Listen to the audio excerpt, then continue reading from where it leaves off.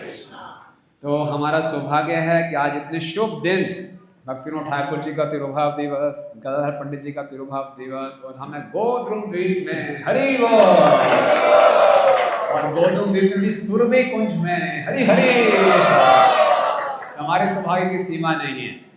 हम जानते हैं नवद्वीप में 9 द्वीप हैं, और जो 9 द्वीप हैं भक्ति के 9 अंगों को इंगित करते हैं। तो गोद्रुम द्वीप है कीर्तन, कीर्तनीय सदा हरि हरि हरि कीर्तन। तो यहाँ पे कीर्तन बहुत महत्वपूर्ण है, इसलिए सब कीर्तन करते आए, और यहाँ कीर्तन करने का बहुत लाभ है। और ये स्थान है सुरभि कुंज, इतना महत्वपूर्ण स्थान है। यहाँ पे नित्यानंद प्रभु ने महाप्रभु के आदेश के अनुसार बहुत जबरदस्त प्रचार शुरू किया था। ये सुरभि कुंज वो स्थान है, और वो स्थान है जहाँ पे भक्तिविनोद ठाकुर जी ने रिटायरमेंट के बाद यहाँ से 500 से भी ज्यादा नामहट प्रोग्राम शुरू किए थे। बहुत पावरफुल स्थान है। इस स्थान में कहा जाता है आपकी सारी इच्छाएं पूरी हो सकती हैं, हरि हरि, लेकिन ध्यान पूर्वक इच्छा करना। ऐसी इच्छा ना करना जो बाद में महंगी पड़ जाए। ओके, ये स्थान हम सब के लिए बहुत महत्वपूर्ण स्थान है, सभी गौड़िया वैष्णव के लिए। हमें आगे खूब प्रार्थना करनी चाहिए कि हम जो आंदोलन है इसको खूब आगे बढ़ा सकें, खूब शक्ति से प्रचार कर सकें। हमारे सभी आचार्यों ने सिखाया कि प्रचार ही सार है। भक्ति सिद्धांत ठाकुर महाराज कहते हैं कोई व्यक्ति जीवित है कि मृत है कैसे मालूम चलेगा? अगर वो प्रचार कर रहा है तो जीवित है, प्रचार नहीं करा तो चलता फिरता मरा हुआ व्यक्ति है। इसलिए प्रचार ही सार है। क्यों? जब तक हम प्रचार करते रहेंगे सनातन धर्म आगे बढ़ता रहेगा। और हम देखेंगे भक्तिविनोद ठाकुर जी के जीवन में उन्होंने अपना पूरा जीवन प्रचार में समर्पित किया। और नित्यानंद प्रभु, ये जो स्थान है इसको बोलते हैं गोद्रुम द्वीप। गो मतलब गाय, द्रुम मतलब पेड़। ऐसा क्यों बोला जाता है? तो छोटी शॉर्ट में कथा, टाइम हमारे पास बहुत कम है, भक्तिविनोद ठाकुर जी के विषय में हम बताएंगे। तो गोद्रुम यानी कि गाय और पेड़ के नीचे। तो द्वापर युग में हम जानते हैं गोवर्धन लीला में इंद्र से अपराध हुआ था भगवान श्री कृष्ण के प्रति, ब्रजवासियों के प्रति। तो ब्रह्मा जी के कहने पे इंद्र क्षमा मांगने आए, साथ में सुरभि गाय को लेकर आए, और भगवान ने क्षमा भी कर दिया। लेकिन इंद्र बाद में पछताते रहे, मैंने इतना बड़ा अपराध अपने स्वामी के प्रति किया और मेरे में भोगने की इतनी वृत्ति है, 12 फिर से मैं अपराध करूंगा, कैसे इसे बचूं? उसने सुरभि माता से पूछा, आप तो भगवान की बहुत प्रिय हैं, आप मुझे बताओ। और उन्होंने बताया, कहा कि मैंने सुना है कि आने वाले कलयुग में भगवान बहुत ही अपने महावदन्य रूप में प्रकट होने वाले हैं। किस रूप में?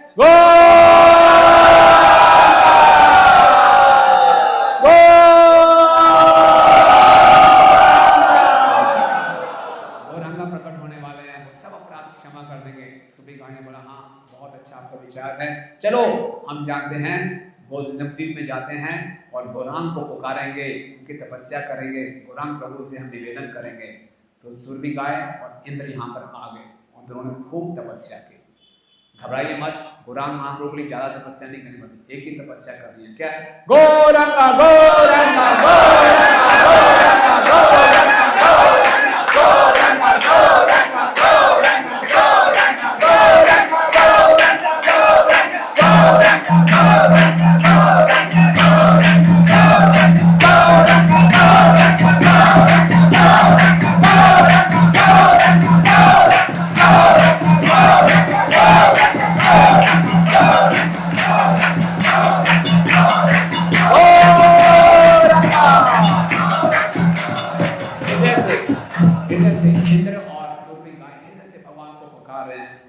भगवान को बहुत गंभीरता से हृदय से पुकारते हैं तो गौरांग महाप्रभु प्रकट हो गए। हरि बोल।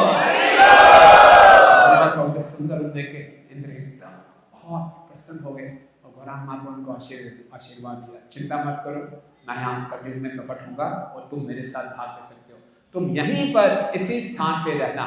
तो आज भी इस स्थान में इंद्र और सुरभि गाय हैं जो गौरांग महाप्रभु की सेवा में लगी हुई हैं। हरि बोल। वो एक वट वृक्ष के नीचे सुरभि गाय हैं, इसलिए वो वृक्ष है द्रुम और गाय है उसके नीचे, और गौरांग महाप्रभु की सेवा कर रहे हैं उनके साथ, इसलिए द्वीप क्या कहलाता है? गोद्रुम द्वीप। और यहाँ आके क्योंकि इंद्र और गाय जी ने गौरांग महाप्रभु कीर्तन किया, इसलिए यहाँ पे कीर्तन मुख्य विधि है। ओके, तो यहाँ पे भक्तिविनोद ठाकुर जी ने बहुत सुंदर प्रचार किया। भक्तिविनोद ठाकुर जी एक बहुत ही विजनरी लीडर थे और आज का दिन इतना महत्वपूर्ण है हम सब भक्तों के लिए। आज के दिन उनका तिरुभाव हुआ और आज के दिन गदाधर पंडित जी का भी तिरुभाव हुआ। ये कोई संजोग की बात नहीं है, ये वास्तविकता है कि दोनों क्या है, गौर शक्ति है ना। और आज की हम चर्चा करेंगे। तो ये जो आचार्यों के तिरुभाव दिवस होते हैं, ये हमारे जीवन में बहुत महत्वपूर्ण दिन है।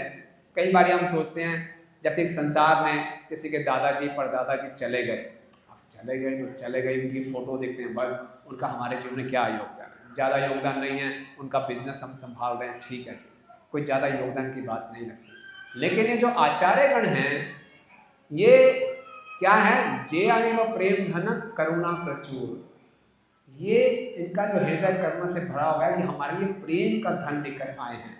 आज हमें कृष्णा कॉन्शियसनेस में जो कुछ भी प्राप्त है, ये सब भक्तिविनोद ठाकुर जी की देन है, सब भक्तिविनोद ठाकुर जी की देन है। हम उनके कृतज्ञ, हम कुछ भी उनको जैसे कहते हैं ना, हमको किस ढंग से उन्होंने जो हमारे पे कृपा की है, इसको कैसे चुकता सकते हैं, हमारे पास कोई साधन नहीं है। तो भक्तिविनोद ठाकुर जी इन दिनों में जो तिरुभाव दिवस होते हैं, श्रील प्रभुपाद जी अपने भागवतम के तात्पर्य में लिखते हैं, कृष्ण और महान वैष्णवों की कृपा से हम अपने भक्ति में एटीट्यूड को सुधार सकते हैं। प्रभुपाद जी बताते हैं हमारी भक्ति में जो भी प्रगति है हमारे एटीट्यूड पर निर्भर करती है, और सही एटीट्यूड विकसित होता है गुरु और कृष्ण की कृपा से। तो आज हम प्रार्थना करें गदाधर पंडित जी से और भक्तिविनोद ठाकुर जी से कि हमारा सही एटीट्यूड विकसित हो, क्योंकि भक्ति खाली क्रियाएं नहीं है, क्रियाओं के पीछे क्या मनोवृत्ति है, ये बहुत महत्वपूर्ण है। तो भक्तिविनोद ठाकुर जी ऐसे प्रमुख आचार्य, श्रील प्रभुपाद कहते हैं, he is the father of Krishna conscious movement. उन्होंने इस पूरे इसके हरे कृष्ण आंदोलन को पुनः जन्म दिया। भक्तिविनोद ठाकुर जी को इसलिए सप्तम गोस्वामी कहा जाता है। जिस प्रकार से 6 गोस्वामी ने राधा कृष्ण की लीलाओं को, वृंदावन धाम को प्रकट किया, इसी प्रकार भक्तिविनोद ठाकुर जी ने भी गौर धाम को भी प्रकट किया, गौर महाप्रभु की लीलाओं को प्रकट किया, और बहुत प्रचुर मात्रा में शास्त्र लिखे। श्रील प्रभुपाद कहते हैं कि वो एक डिप्टी मजिस्ट्रेट थे, 10 से ज़्यादा उनकी संतानें थी, और जिन परिस्थितियों में होते, बहुत निकट परिस्थितियां थी पूरे भारत में, ऐसी बड़ी मुश्किल परिस्थितियों में भी भक्तिविनोद ठाकुर जी ने 100 से अधिक ग्रंथ लिखे। आप सोचिए, कमाल है। प्रभु कहते हैं this is the beauty of his life. इतने ज़्यादा हम लोगों के जीवन में परेशानियां होती, ग्रंथ लिखने की बात छोड़ो, ग्रंथ खुलते ही नहीं है ग्रंथ छूने के मन ही नहीं करता, यार मैं बहुत परेशान हूँ, ज़्यादा बात मत करो। वो इतनी परेशानियों में थे, फिर भी 100 से अधिक ग्रंथ लिख डाले।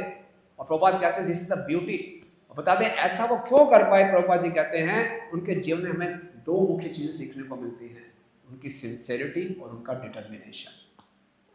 बहुत सिंसियर थे, और प्रभुपाद जी कहते हैं और क्योंकि वो सिंसियर थे इसलिए भगवान ने उनको सारी शक्ति प्रदान की।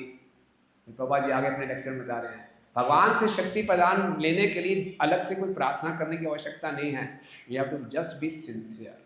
आप सिंसियर रहेंगे, अपने आप आपको सारी शक्ति प्राप्त हो जाएगी। फिर भक्ति सिद्धांत श्री ठाकुर महाराज जैव धर्म के इंट्रोडक्शन में लिखते हैं कि भक्तिविनोद ठाकुर में वैष्णव के सारे 26 गुण थे, लेकिन एक प्रमुख गुण जो था वो ये था कि जीवन की हर मुश्किल परिस्थिति में उन्होंने कभी भक्ति को नहीं छोड़ा और अपना एक क्षण भी व्यर्थ नहीं गवाया। उनको अव्यर्थ कालत्व, हम उनका चर्चा करेंगे क्या उनका शेड्यूल होता था। मुश्किल से दिन में 2.5 या 3 घंटे विश्राम करते थे, और पूरा जीवन भगवान की सेवा में भी, और साथ साथ डिप्टी मजिस्ट्रेट भी थे। तो बहुत ही, अब ये जो ऐसी पर्सनैलिटी होती हैं, हम से काफ़ी लोग सोच रहे होंगे ये तो भैया मुक्त जीव हैं, तो कर लेंगे हमारे बस की बात नहीं है। तो जब हम ऐसी पर्सनैलिटीज़ की चर्चा करते हैं तो 2 ऑप्शंस हो सकते हैं। एक तो ये सोचेंगे कि हमारी पहुंच से परे है, ये तो ट्रांसजेंडर है प्रभु, ये तो कुछ भी कर सकते हैं, ये तो गुड़ाकेश है, नींद से परे, इनको नींद आते नहीं, हम तो 2 घंटे दिन में सोना, 6 घंटे रात को सोना है और ये तो पूरे दिन में 2 घंटे सो रहे हैं, ये संभव ही नहीं है। तो हम सोचते हैं ये बिल्कुल दिव्य हैं, हमारे स्तर से परे हैं। एक तो हम ऐसा लेके फिर आप जो मर्जी बोलो हमारे काम का है नहीं, इंटरेस्टिंग कथा है लेकिन नॉट फॉर मी, या ऐसी हम गलती कर सकते हैं या फिर ऐसी गलती कर सकते हैं, इनको हम साधारण व्यक्ति मान लें। तो दोनों में ही हमारे नुकसान है। ये जो आचार्य आते हैं यहाँ उतर के ये मानव लीला करते हैं। लीला मतलब नाटक नहीं है, जैसे भगवान श्री कृष्ण दामोदर लीला कर रहे हैं तो नाटक कर रहे थे डरने का नहीं, सच्ची में डर रहे थे। अगर नाटक करे होते तो फिर बहुत बड़ा सबको मूर्ख बना रहे हैं, नहीं नहीं नहीं, सच्ची में डर रहे हैं। तो यही तो बड़ी विशेष बात है कि जो भगवान जिससे सब डरते हैं, भगवान डर रहे हैं, तो ये लीला वास्तविकता होती है। इसी ढंग से जो आचार्य गण मनुष्य, साधारण मनुष्य के रूप में प्रकट होते हैं, तो सारे संकट उनके जीवन में आते हैं और उसके थ्रू वो निकलते हैं एक आम व्यक्ति की तरह, और हमें वो सिखाते हैं इन परिस्थितियों को कैसे सामना करना चाहिए।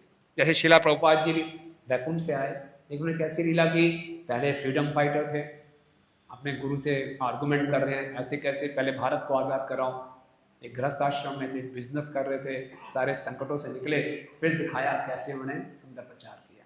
इसी वजह से हम भक्तिविनोद ठाकुर जी के जीवन में देखेंगे बहुत समस्याएं, बहुत उतार चढ़ाव, उनका स्वास्थ्य खराब रहेगा, पहले बहुत धनी थे फिर निर्धन हो जाएंगे, कहीं नौकरी नहीं मिलती, बहुत गरीबी का सामना करना पड़ा, और पूरे भारत में हलचल मची हुई थी, अंग्रेजों का राज था, पूरे भारत में विद्रोह चल रहा था, धर्म को लेके गौड़िया वैष्णव धर्म लुप्त हो चुका था, और जो हिंदू धर्म था उसकी कई शाखाएं बढ़ गई थी, क्रिश्चियनिटी आ गई थी, शून्यवाद, मायावाद, हर तरह की समस्याओं के बीच में उन्होंने गौड़िया वैष्णव सिद्धांत को स्थापित किया और अपने जीवन के लक्ष्य को पूरा किया।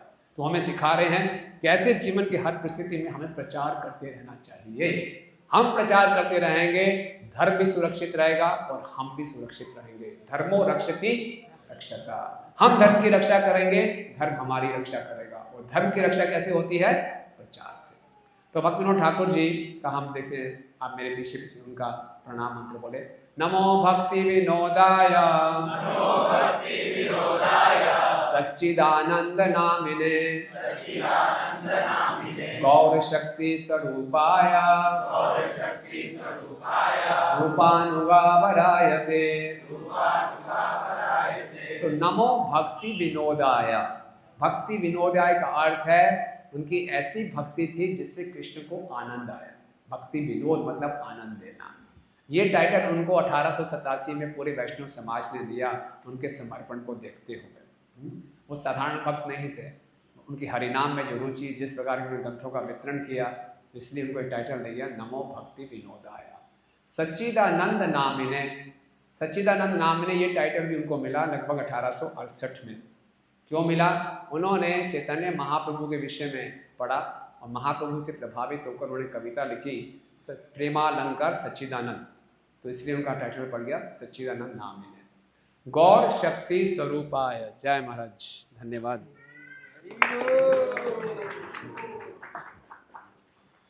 महाराज जी से हमारा बहुत पुराना स्नेह है, पिछले 20 सालों से जब भी हम आ रहे हैं महाराज जी के दर्शन होते हैं, महाराज जी का आशीर्वाद मिलते हैं। बहुत धन्यवाद महाराज। तो नमो भक्ति विनोदाय सच्चिदानंद नामिने गौर शक्ति स्वरूपाय। वो गौर शक्ति के स्वरूप हैं, क्योंकि जब भक्तिविनोद ठाकुर जी यहाँ प्रकट हुए थे, भक्तिविनोद ठाकुर जी का प्रकट हुआ था सन 1838 में। ओके, तो उस समय चैतन्य महाप्रभु प्रकट हो चुके थे, पूरा गौड़िया वैष्णव जो सिद्धांत था लुप्त हो चुका था, और गौड़िया वैष्णव सिद्धांत के नाम पे बड़े अप संप्रदाय, जैसे आपने सुबह ड्रामा देखा था, वो आतेवाड़ी अप संप्रदाय था।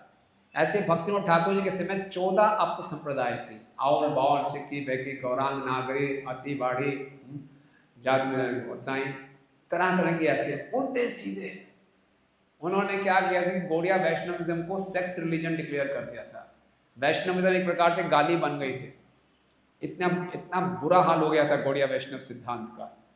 भक्तिविनोद ठाकुर जी देखा नहीं गया और उन्होंने इस सिद्धांत को दोबारा से स्पष्ट स्थापित किया। जिस प्रकार से चैतन्य महाप्रभु का सिद्धांत सूर्य की तरह है, लेकिन अब संप्रदाय बादल, अप्रसन्नाय रूपी बादलों ने इसको ढक दिया था। अगर सूर्य के आगे बादल आ जाए तो बादल कैसे छटता है? सूर्य की शक्ति से ही छटता है। तो इस तरह से इन सारे अप संप्रदाय रूपी बादलों को हटाया गौर शक्ति से। अगर गौर सूर्य के समान है, उनकी शक्ति से ही ये अप संप्रदाय हटे, इसलिए गौर शक्ति स्वरूप आ गया। और दूसरा, भक्तिविनोद ठाकुर जी ने अपने ही भजन में अपने स्वरूप को बताया है। भक्तिविनोद ठाकुर जी बताते हैं कि वो राधा कृष्ण की लीला में कमल मंजरी हैं, और कमल मंजरी आप जानते हैं, मंजरी छोटी उम्र की गोपियाँ होती हैं। भक्तिविनोद ठाकुर अपनी उम्र बता रहे हैं 12.5 साल, और बताते हैं कि उनका बहुत ही चमकीली उनका वेशभूषा है, और वो ललिता सखी के कुंज में सेवा करती हैं। ललिता सखी का कुंज राधा कुंज के तट पे है, वो कहता है स्वानम सुखद कुंज, हम वहाँ जाएंगे। तो भक्ति ठाकुर जी ने अपने भजन कुटी का नाम लिया था स्वानंद सुखद कुंज। ये किसका कुंज है? ललिता सखी का। और ललिता सखी को जो असिस्ट करती हैं मंजरियों में, वो प्रमुख मंजरी कौन है? रूप मंजरी। तो इसलिए गौर शक्ति स्वरूपाया, गौर शक्ति गदाधर पंडित भी हैं, वो भी गौर शक्ति हैं, और ये भी गौर शक्ति है। तो भक्तिविनोद ठाकुर जी को गदाधर पंडित का आदेश बताया जाता है, और इसीलिए उनका तिरोभाव भी उसी दिन है जिस दिन गदाधर पंडित जी का तिरोभाव है, अमावस्या के दिन। ओके, तो गौर शक्ति स्वरूपाया रूपानुगा वरायते। हम सब रूपानुगा हैं, लेकिन सभी रूपानुगा में श्रेष्ठ हैं भक्तिविनोद ठाकुर जी। किस दृष्टि से? राधा कृष्ण की लीला में जैसे बताया कि वो रूप मंजरी को असिस्ट करते हैं, इसलिए रूपानुगा वरायते। और चैतन्य लीला में उन्होंने फिर से रूप गोस्वामी जी की इच्छा को पूरा किया। रूप गोस्वामी जी का प्रणाम मंत्र कौन सुनाएगा? श्री चैतन्य मनोभीष्टम स्थापितम येन भूतले स्वयं रूप कदा मह्यम ददाति स्वपदान्तिकम्। तो श्री चैतन्य मनोभीष्टम, रूप गोस्वामी जी ने महाप्रभु के मनोभीष्ट को पूरा किया, पूरी पृथ्वी पर स्थापित किया। महाप्रभु का मनोभीष्ट क्या है? पृथ्वी चाहते नगर अधिक ग्राम सर्वत्र प्रचार हाई पे मोर नाम। रूप गोस्वामी जी ने वृंदावन में बैठ के सारे ग्रंथ लिखे, और उन्हीं ग्रंथों के आधार पे हम सब प्रचार कर रहे हैं, इसलिए हम रूपानुगा हैं। और भक्तिविनोद ठाकुर जी ने रूप गोस्वामी जी ग्रंथों को पढ़ा और उस पर टीकाएँ भी दी, और पूरे भारत में नहीं पूरे विश्व में भक्तिविनोद ठाकुर जी पहले ऐसे आचार्य हैं जिन्होंने इंग्लिश भाषा में प्रचार शुरू किया। सोचिए कितना आज के टाइप में उसको बोलते हैं आउट ऑफ बॉक्स थिंकिंग। पूरा संसार अंग्रेजों के विरुद्ध लड़ रहा है, उन्होंने अंग्रेजी भाषा का उपयोग किया, और 1896 में उन्हें पुस्तक लिखी लाइफ एंड परसेप्ट्स ऑफ लॉर्ड चैतन्य, और उसको विश्व भर की यूनिवर्सिटीज में रखवाया। आप सोचो, पूरा भारत कह रहा है भारत को भारत छोड़ो, अंग्रेजों को बाहर निकालो, और पूरे अंग्रेजी पूरे पाश्चात्य देशों में महाप्रभु के संदेश को पहुंचा रहे हैं। बोले भारत का असली उद्धार हमें क्या होगा, या पूरे विश्व का असली उद्धार क्या होगा, जब वो गौरांग महाप्रभु की शरण में जाएंगे। अब सोचिए कितना बड़ा विजन है। और देखिए ये भी चैतन्य महाप्रभु की पूरी योजना थी कि पूरे ब्रिटिश राज्य पूरे संसार में फैले। क्यों? एक कॉमन लैंग्वेज आ जाए और इंग्लिश भाषा आ जाए, फिर मेरा एक भक्त आएगा इंग्लिश भाषा में सबको प्रचार कर देगा। ये सब प्लानिंग होती है। भगवान ने ब्रिटिश राज्य को पूरा सफल बनाया, वो बड़े गर्वित थे। देखिए वो कहते थे sun never sets in British empire. अब उनकी कृपा से वो इस्कॉन के सारे मंदिर पूरे विश्व में फैल गए हैं। Sun never sets in ISKCON empire.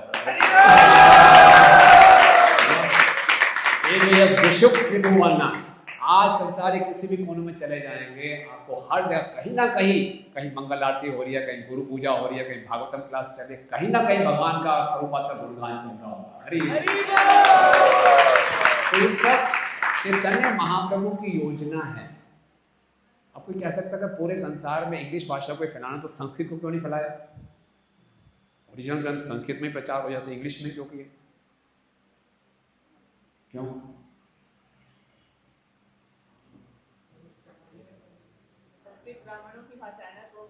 हाँ, महाप्रभु तो महामगन है, मलेशियों का उद्धार करना, इसलिए मलेश भाषा को पूरे विश्व में फैलाया, और ताकि मलेशियों का उद्धार हो सके। हरि देखिए भक्तिविनोद ठाकुर जी को ये विजन मिला, यस इसका उपयोग करना चाहिए। अरे भारत आज़ाद हो या परतंत्र हो, जन्म में तो जरा व्याधि तो बनी ही रहेगी, असली आज़ादी तो इससे है। तो 1896 में उन्होंने ये करवाया। प्रभुपाद जी एक लेक्चर में बोलते हैं कि ये भी संजोग की बात है कि 1896 में ही मेरा जन्म हुआ। और ये भी संजोग की बात है कि जब हमारे गुरु महाराज परम पूज्य गोपाल सिंह महाराज गए थे मॉन्ट्रियल की मैकल यूनिवर्सिटी में, उन्होंने वो किताब देखी थी जो भक्तिविनोद ठाकुर जी ने वहाँ भिजवाई थी। तो ये हम देखते हैं कि सब एक प्लानिंग से होता है। तो भक्तिविनोद ठाकुर जी रूपानुगा वरायते, रूप गोस्वामी जी की जो विशेष कार्य था, मिशन था, पूरे विश्व भर में महाप्रभु की इच्छा को स्थापित करना, वो उन्होंने किया। 1896 से ये कार्य शुरू कर दिया था। भक्तिविनोद ठाकुर जी के जीवन से बहुत कुछ सीखने को मिलता है। और हमारे में दृढ़ता आएगी, कैसे एक भक्त को अपने कार्य में सिंसियर होना चाहिए। तो इनका जन्म बहुत अमीर खानदान में हुआ था। इनके घर में हाथी घोड़े हुआ करते थे, पिताजी बहुत धनी थे, और 2 साल की उम्र से ही इन्होंने कविताएं लिखनी शुरू कर दी थी। एक बार इनके घर के बाहर एक कौवा काँव काँव कर रहा था। जब कौवा काँव काँव करता है तो क्या मतलब होता है? पुराने ज़माने में कुछ कहते थे लोग, कोई आने वाला है। तो भक्तिविनोद ठाकुर जी ने कौवे को कैसे चुप कराया? उन्हें कौवे को देखा 2 साल के बच्चे ने, और एक कविता लिख डाली और ऐसी कविता लिखी, उन्होंने पूरे जीवन के अंत तक कविता लिखना छोड़ा नहीं। उन्होंने 2 साल के थे, उन्होंने कविता लिखी। से हाँ,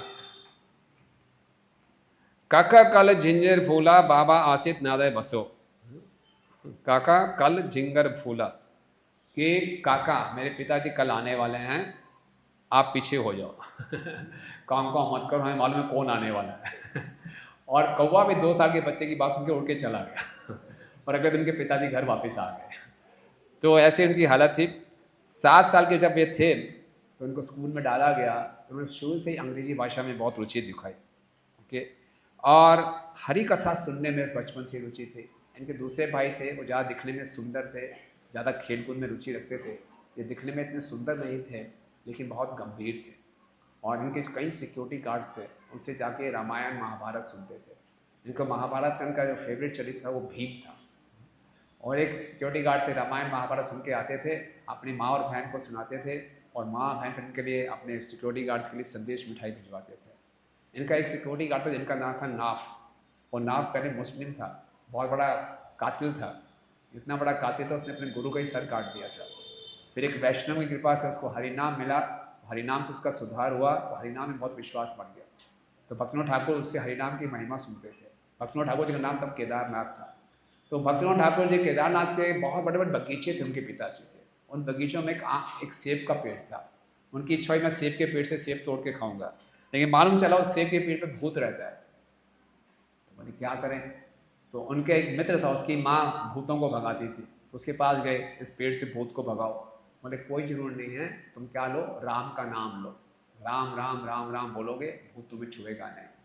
ठीक है, तुमने बड़ी प्रैक्टिस की, राम राम राम राम बोले। और प्रैक्टिस करते करने क्या करेंगे, रात को अकेले गलियों में चले जाते थे अंधेरे में, राम राम राम बोल, डर नहीं लग रहा। जब पूरा कॉन्फिडेंस आ गया तो रात को बगीचे में घुस गए, राम राम राम राम बोलते पेड़ पे चढ़ गए, राम राम राम बोलते सेब तोड़ के ले आए, राम राम बोलते बाहर आ गया। अरे तो कुछ नहीं हो। आगे जाके भी हम देखते हैं 1885 में एक बार क्या हुआ कि भक्ति सिद्धांत श्री ठाकुमार के साथ बंगाल में आए थे। तो रात को लेट पहुंचे, तो कुलिया ग्राम के बाहर एक मंदिर में इनको रहने की जगह मिली। तो उस मंदिर में रुके और अगले दिन सुबह फिर गांव में प्रवेश किया। गांव वाले ने पूछा आप रात कहाँ बिताई? मतलब उस मंदिर में रुके थे। बोले उस मंदिर में कैसे रुक गए? वहाँ तो ब्रह्म राक्षस है, वो तो कोई भी उस रास्ते से निकले ईंटें फेंकते पत्थर फेंकते, आप कैसे बच गए? भक्तिविनोद ठाकुर ने बड़े आराम से बोला हम हमें भी तंग कर रहा था, फिर हमने उसका उद्धार कर दिया। अरे कैसे उद्धार किया? हरे कृष्णा कृष्णा कृष्णा हरे हरे, हरे राम राम राम हरे हरे। उद्धार हो गया। बोले कैसे उद्धार हो सकता है? ये जो ब्राह्मण था ये भी हरे कृष्ण महामंत्र जप करता था। तो हमारा प्रश्न ये है, हरे कृष्ण महामंत्र जप करने वाला पहले भूत कैसे बना, और फिर उसी हरे कृष्ण महामंत्र से उसका उद्धार कैसे हो गया? भक्तिविनोद ठाकुर ने बताया ये तो मुझे नहीं मालूम, आप ये बताइए कि वो हरे कृष्ण महामंत्र का जप करता था, क्या उसका चरित्र कैसा था? बोले चरित्र तो बहुत खराब था। बोले हाँ। तो बोले जिसका चरित्र खराब हो वो हरे कृष्ण महामंत्र का जप नहीं कर रहा, वो केवल अक्षर बोल रहा है। भगवान के नाम और भगवान में कोई अंतर नहीं है, और किस भगवान का नाम दिव्य है, उसको कोई भौतिकता मानसिकता से पकड़ नहीं सकते। तो दिखर से ऊपर से भगवान का नाम ले रहा था। लेकिन बोले फिर इसका उद्धार कैसे होगा? जब किसी असली साधु से कोई भागवतम सुनता है या हरिनाम सुनता है तो उसका उद्धार होता है। तो भक्तिविनोद ठाकुर ने हमें बताया कि नाम लेने के 2 तरीके हैं। एक कोई नाम लेता है नाम ग्रहण करना और नाम का आश्रय लेना।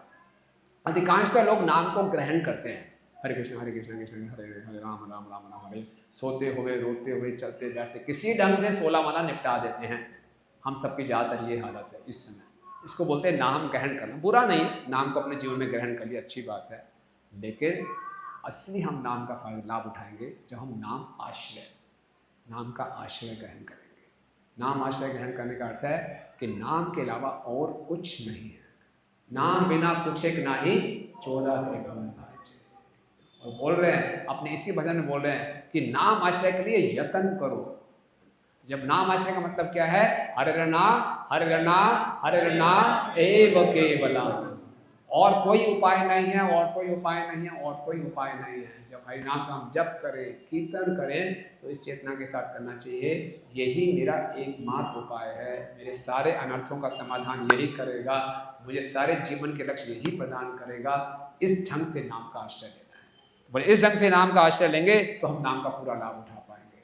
तो भक्तिविनोद ठाकुर जी की हरि नाम में बहुत रुचि थी, बहुत आसक्ति थी। और भक्तिविनोद ठाकुर जी बहुत रिवोल्यूशनरी, बहुत ही विजनरी थे। तो जब ये लगभग 11 साल के हुए तो इनके भाई की मृत्यु हो गई जब ये 8 साल के थे लगभग। और बहुत से इनके रिश्तेदारों में इनके मामा जी की मृत्यु हो गई, इनकी हेल्थ खराब हो गई। तो इतने सारे 12 साल के हुए तो इनके पिताजी की मृत्यु हो गई, और घर में पूरी गरीबी आ गई, सब कुछ पैसा चला गया। तो उनके घर वालों ने सोचा लक्ष्मी चली गई तो लक्ष्मी को लेके आते हैं, शायद लक्ष्मी वापस आ जाए। वो एक 5 साल की कन्या से इनका विवाह करा दिया गया। ओके, तब भी घर की हालत सुधरी नहीं। और ये जब 12 या 13 साल के थे, इन्होंने बहुत सुंदर सुंदर कविताएं लिखी। इन्होंने विक्रम और वेताल, याद है विक्रम और वेताल आपको? उसके ऊपर 25 वॉल्यूम्स लिख दिए। और सिकंदर और पोरस भी याद है, उसके ऊपर 13 वॉल्यूम्स लिख दिए। क्या कवि थे। और जब ये लगभग 14 साल के थे, इनके मामा जी इनको कलकत्ता में ले गए थे, और बहुत इंग्लिश अच्छे इनसे बोलते, सारे प्रोफेसर इनसे बहुत खुश थे। तो एक प्रोफेसर डेल थे, उन्होंने इनकी कविताओं को पढ़ा, सिकंदर, पोरस और विक्रम वेताल, बड़े प्रभावित हुए। लेकिन उनसे प्रश्न पूछा, आपकी कविताएं तो अच्छी हैं, लेकिन मेरा एक प्रश्न है, इन कविताओं से जन साधारण का क्या लाभ होगा? बड़ा इंपॉर्टेंट क्वेश्चन था। विक्रम वेताल, सिकंदर, पोरस से सबका लाभ क्या होने वाला? हम हिस्ट्री पढ़ते हैं ना, गाना भी है ना, सिकंदर ने पोरस से की लड़ाई तो मैं क्या करूं। लड़ाई हो गई तो होगी, तो मैं क्या करूं इसमें। वो हार गया, वो जीते, उसमें मेरा क्या लाभ? तो आपने कविता लिखी, इससे जन साधारण का क्या लाभ हुआ? तो भक्तिविनोद ठाकुर जी सोचने लगे। और भक्तिविनोद ठाकुर जी, उन्होंने इतने कम उम्र में इतने दुखों को देख लिया था, तो वो सत्य को ढूंढ रहे थे। हमारे जीवन में जब संकट आते हैं, दुख आते हैं, ये भगवान की तरफ से एक विशेष सिग्नल है कि सत्य की खोज करो। इस संसार में जो सुख है वो भ्रमित करने वाला है, वो हमें सच्चाई से दूर ले जाता है। इस संसार को भगवान ने दुखालय बोला है। तो दुख आते हैं तो सच्चाई का सामना होता है, सुख आते हैं तो सच से हम दूर हो जाते हैं। तो उन्हें सच को ढूंढ रहे थे, मृत्यु क्या है, मृत्यु के बाद क्या होता है, बहुत कुछ ढूंढ रहे थे। तो कभी कहाँ जाते थे, कभी कहाँ जाते थे। उन्होंने बाइबल पढ़ा, उन्होंने कुरान पढ़ा, शून्यवाद, निर्विशेषवाद, मायावाद, सब कुछ पढ़ लिया, कहीं उनको सेटिस्फेक्शन नहीं मिल रहे थे। एक बार प्रभुपाद जी के शिष्य ने प्रभुपाद से पूछा, हम भक्तिविनोद ठाकुर तो बड़े मुक्त जीव थे, लेकिन हम देखते हैं कि प्रारंभिक वर्षों में वो तो ज्ञानियों के पास गए थे, शून्यवादी मायावादियों के पास भी गए, तो हम कैसे समझें? प्रभुपाद ने बोला, जिस प्रकार से अर्जुन भगवत गीता के प्रारंभ में कृष्ण से प्रश्न कर रहा है, क्योंकि अर्जुन का ज्ञान भगवान ने योग माया से ढक दिया था, इसी ढंग से आचार्यों का, जब आचार्य आकर लीला करते हैं तो वो भी योग माया के अंदर ऐसा लगता है कि वह ज्ञान ढक गया। फिर समय आने पर भगवान उनकी महिमा को स्थापित करने के लिए उस योग माया के आवरण को हटाते हैं। तो भक्तिविनोद ठाकुर जी जब लगभग 14 वर्ष के थे, तो इस ढंग से सत्य को ढूंढ रहे थे, तो एक बार बहुत बीमार पड़ गए। तो उनके मामा जी उनको वापस उनके गांव में लेकर आए। उनके गांव का नाम था वीरनगर। तो वहाँ पर एक फ़कीर था जिसका नाम था गोलोक खान, बड़ा अच्छा नाम था, क्या था? गोलोक खान। तो गोलोक खान ने उनकी झाड़ फूँच करके उनको ठीक कर दिया, और फिर 2 भविष्यवाणी की कि कुछ ही समय में आपका पूरा गांव उजड़ जाएगा, बीमारी से ख़त्म हो जाएगा। और दूसरी भविष्यवाणी बहुत अच्छी थी कि केदारनाथ तुम आगे जाके बहुत बड़े वैष्णव बनोगे, ऐसा बताया। तो उसके बाद भक्तिविनोद ठाकुर जी, हम संक्षेप में चल रहे हैं, हमने कुछ नोट्स बनाए थे। श्रील प्रभुपाद जी के एक शिष्य हैं रूप विलास प्रभु, उन्होंने भक्तिविनोद ठाकुर जी की पूरी पुस्तक लिखी है, द सेवंथ गोस्वामी, उसको आप पढ़ सकते हैं, बहुत अच्छी किताब है।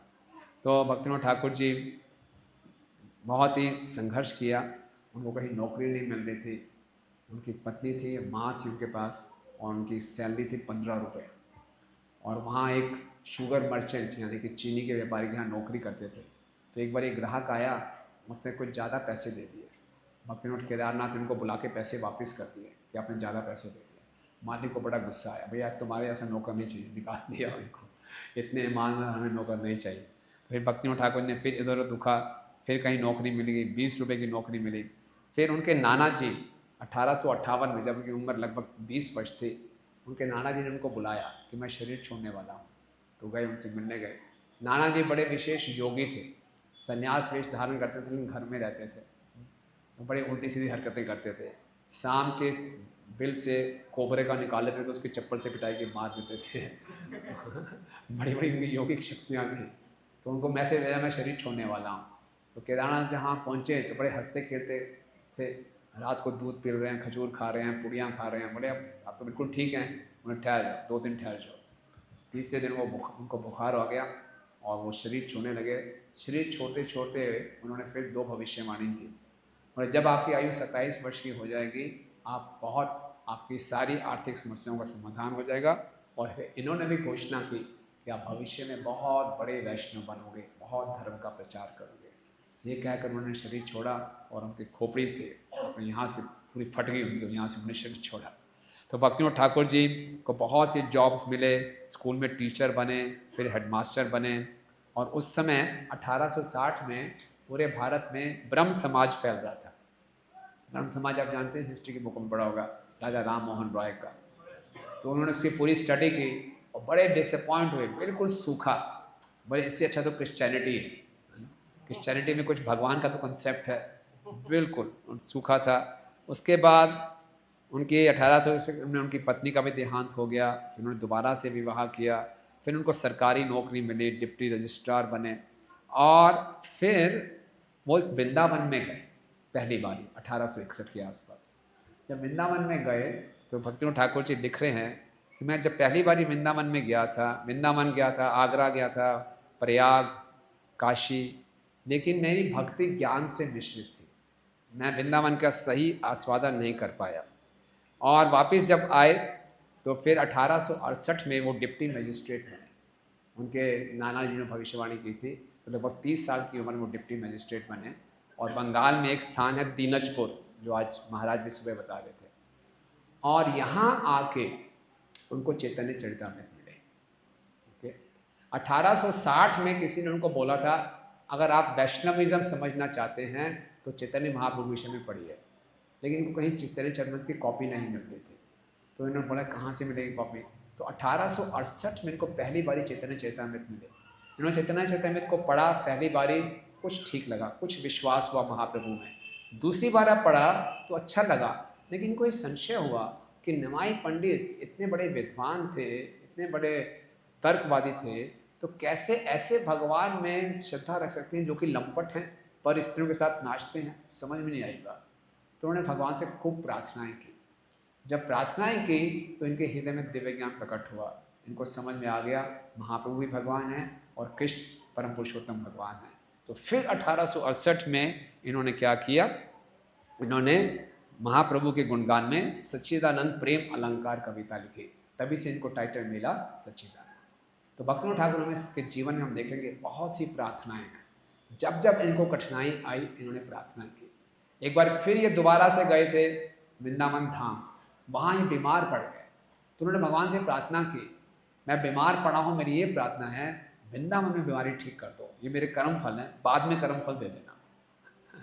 वहाँ वो ठीक हो गए, वापिस आए तो 45 दिन के लिए फिर बीमार पड़े तो जब जब उनको कठिनाइयाँ आई इन्होंने क्या किया, प्रार्थना की। फिर एक साल इन्होंने बहुत से ग्रंथ लिखे, इतने ग्रंथ लिखे कि इनके सर में दर्द होने लगा। तो सर में दर्द होने लगा, सर पे बाम लगाते थे, सर में ठीक नहीं हो रहा।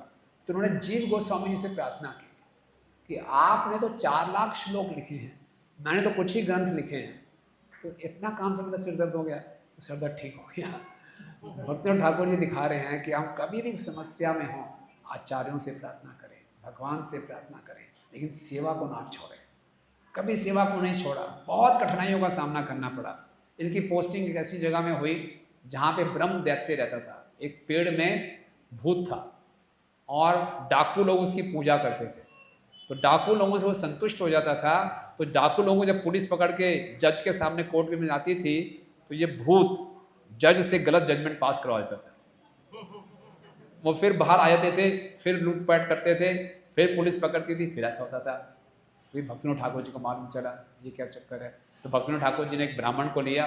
ब्राह्मण उनसे भिक्षा मांगने आए थे, बोले भिक्षा देंगे, इस पेड़ के नीचे बैठ के पूरी भागवतम पढ़ो। उस ब्राह्मण ने पेड़ के नीचे बैठ के पूरी भागवतम का पाठ किया। 1 महीने के बाद पेड़ फूट गया और उस ब्रह्म राक्षस का उद्धार हो गया। तो इनको पूरी भागवतम में श्रद्धा थी इस ढंग से।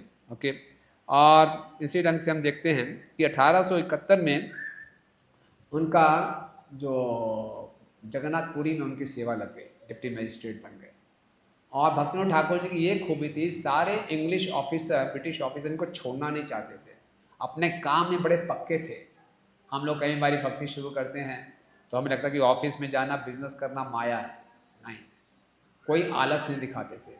भक्तिविनोद ठाकुर जी अपने काम में बहुत एफिशिएंट थे। जो बाकी दूसरे जज सालों साल लगाते थे, कुछ ही दिनों में उसको निपटा देते थे। वो इतने एफिशिएंट थे, ब्रिटिश सरकार ने उनके घर से उनके ऑफिस तक स्पेशल रेल लाइन बिछाई थी। है कोई आजकल का ऐसा ऑफिसर? हो सकता है ऑफिस से गाड़ी आ जाए ड्राइवर के साथ, रेल लाइन बिछा दी। हाँ, सोचिए कितनी उनकी प्रशंसा करते होंगे।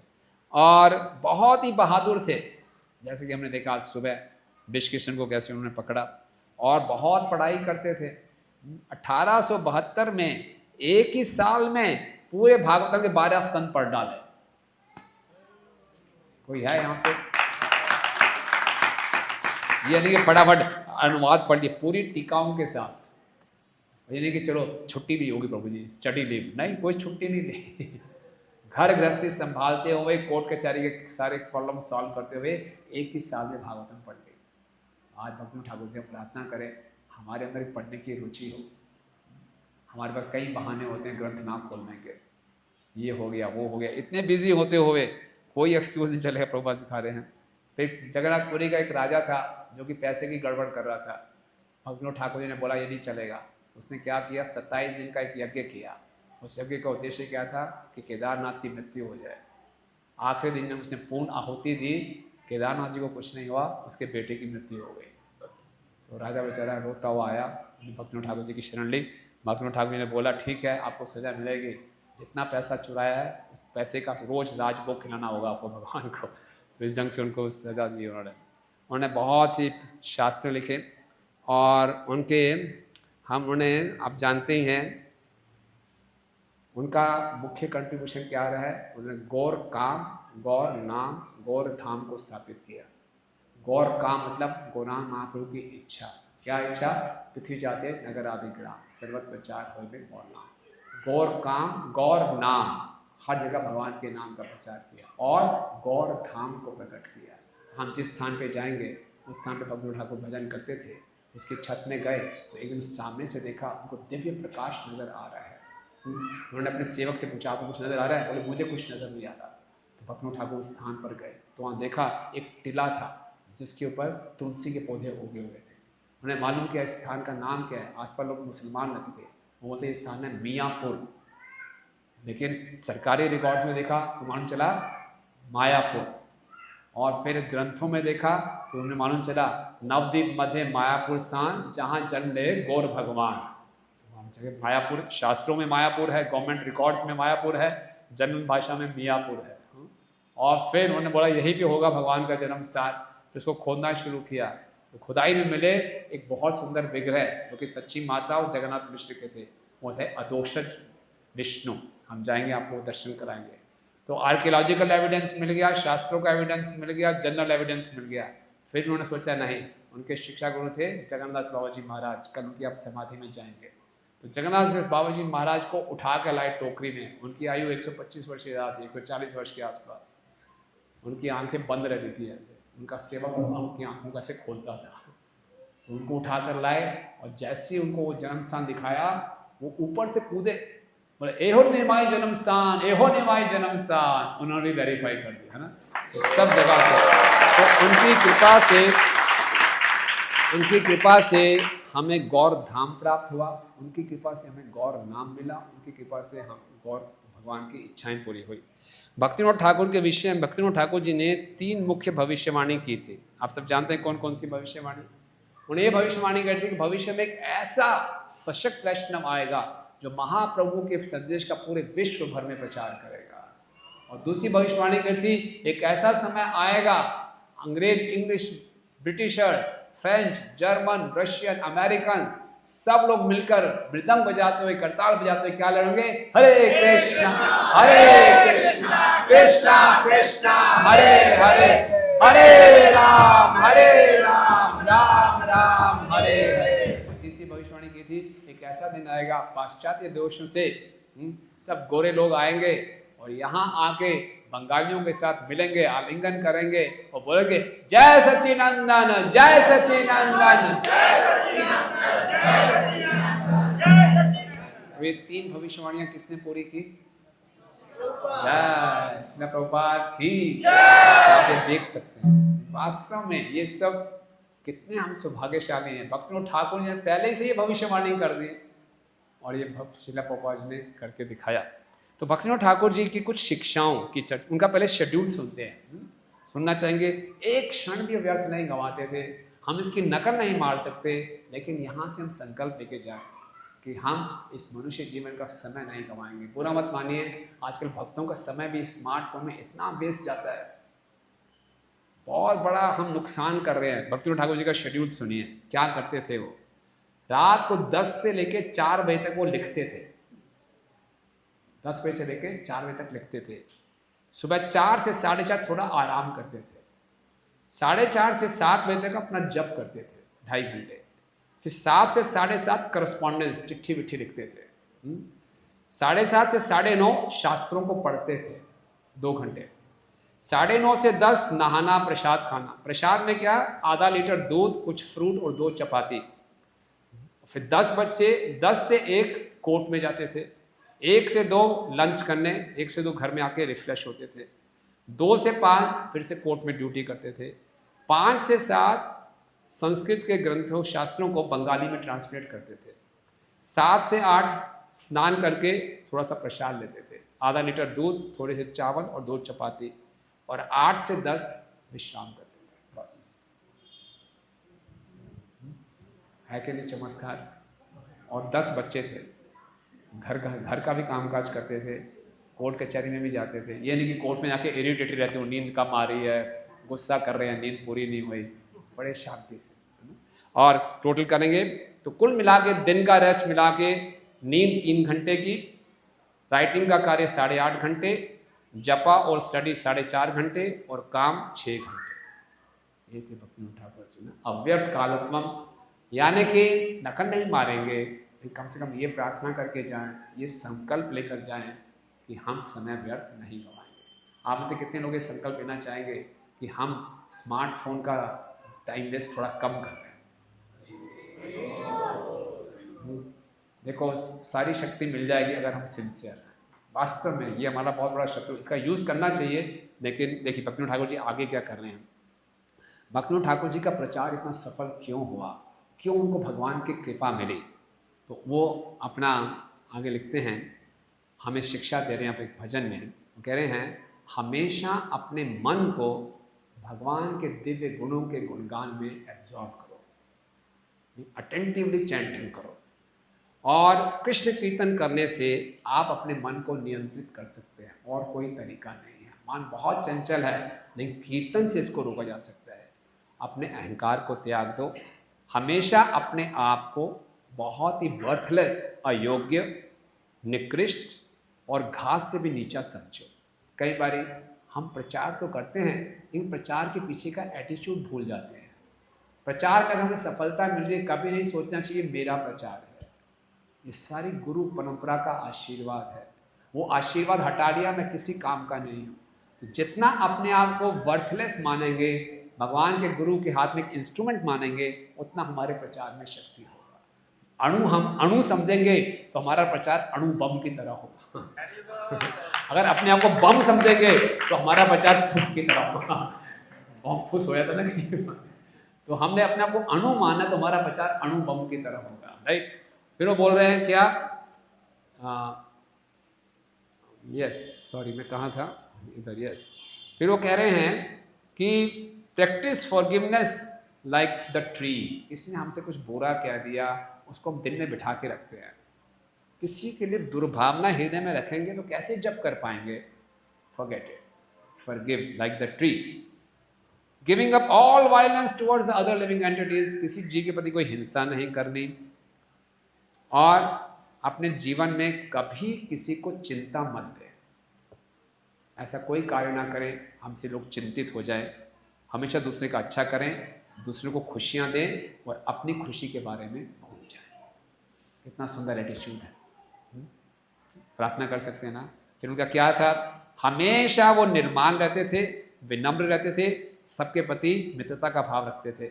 जो कि उनके घर में आता था उसको अच्छा दान देते थे, संतुष्ट होकर भेजते थे, सबके सुहृद थे, कभी किसी के लिए दुर्भावना नहीं रखी। अपने जो उनके विरोध में लोग होते थे उनको भी बड़े प्रेम से प्रचार करते थे, और कभी भी ऐसा शब्द नहीं बोलते थे कि किसी की भावनाओं को आघात पहुंचे। वो किसी को मृत्यु की सजा भी सुनाते थे, बड़े प्रेम से सुनाते थे, उसको बुरा नहीं लगता था। ये उनकी विशेषता थी, उनकी वाणी में इतने मिठास था। तो और भी बहुत कुछ है, मेरे ख्याल से आरती का समय हो गया है ना, तो हम यहीं पे विराम देंगे। आप ये पुस्तक पढ़ सकते हैं। मेरे पास बहुत सारे, लगभग 2 घंटे के ऊपर हम बोल सकते हैं, लेकिन मैंने इसको संक्षिप्त में कैप्सूल में डालने का प्रयास किया क्योंकि समय कम था। तो ये स्थान बहुत महत्वपूर्ण है, बहुत पावरफुल है। यहाँ नित्यानंद प्रभु से प्रार्थना करें, भक्तियों ठाकुर से प्रार्थना करें कि हमें अपने हाथ का एक इंस्ट्रूमेंट बनाएं और हम जाके खूब अच्छा प्रचार कर सकें और सही एटीट्यूड के साथ प्रचार कर सकें। श्रवण और कीर्तन इतना शक्तिशाली है, इसको सही एटीट्यूड से करेंगे हमारी भक्ति लता आगे बढ़ेगी। सही एटीट्यूड से नहीं करेंगे, बहुत जन में यदि करी श्रवण कीर्तन ततो ना पाए कृष्ण पाए प्रेम। तो निरपराध होकर अच्छे एटीट्यूड के साथ हम कर सकें। तो आज का दिन प्रार्थना करने का है ताकि हम अच्छे एटीट्यूड को विकसित कर सकें और पूरी गुरु परंपरा को प्रसन्न कर सकें। श्रील भक्तिविनोद ठाकुर जी की, नित्यानंद प्रभु की, सुरभि कुंज की, समानंद सुखद कुंज की, जगत गुरु श्रील प्रभुपाद की, जय गौर प्रेमानंदे।